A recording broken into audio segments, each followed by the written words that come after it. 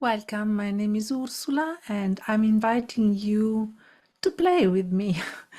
It's, this is a webinar about the magical inner child energy that is alive within us, and it stays all your life until you're old. And it's a pure energy, it's very innocent, magical, has a quality of pure knowing beyond the mind, of pure feeling. So why do we need to work to let this energy emerge? Unfortunately, a lot of conditioning represses this energy since childhood, education, family. The child is imperfectly loved. The nature of this child is pure love.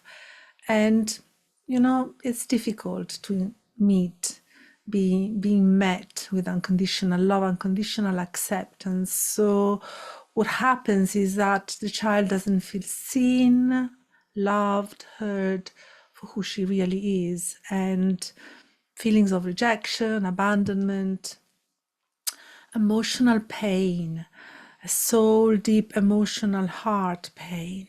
I'm not good enough. I'm not accepted for who really am. And especially in times where there is a discovery of so much neurodiversity. For example, in my case, I was a very psychic and sensitive child. My parents tried to educate me to be strong and efficient and left brain, so that I could cope with the world. And in a way, I needed that. I needed that kind of education. But because your parents are the one that love you the most, you try to be something that you are not really, and you like trade your authenticity, your true nature in exchange of love, and you try to be something that you are not. And so growing up, I buried a lot of feelings of inadequacy and of I abandoned my own child, and I repressed her deep sadness for not being able to be myself, a bit fairy-like, a bit magical, psychic, sensitive, artistic. Yes, in the name of this education that I needed to survive.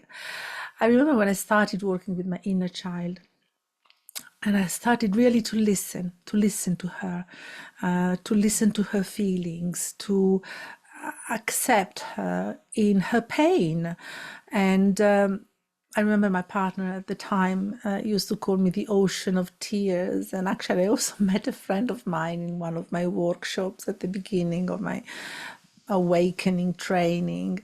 And she said, "Oh, I remember you were always talking about buckets of tears." And it's true. When I opened that box, she was so much in pain, and I had to deal with all these emotions coming out. And in the end, it's us. We need to be the adult that hold our inner magical child. Our soul is the only one who's able to love the child unconditionally for who she really is. And because that is a part that when it's recovered, oh my God, it has so much magic and vitality. And she wants to play. She's immensely creative. She knows no boundaries in what it is possible. And she's very connected to her own true nature, to her desires and needs, and knows where she needs to go. It's a pure instinct she's connected to, a pure knowing. So when we peel the pain, the conditioning, which is normal, then we connect to a quite a magical part of ourselves, which we need to protect, hold, and cherish if we want to create and manifest what we really want in life. So I hope, yes, you will be joining me in Sacred Space to find some new magic and playfulness and joy. The child is joyful. This is what's her main characteristic. Her purpose is enjoying life. So thank you for listening and see you soon.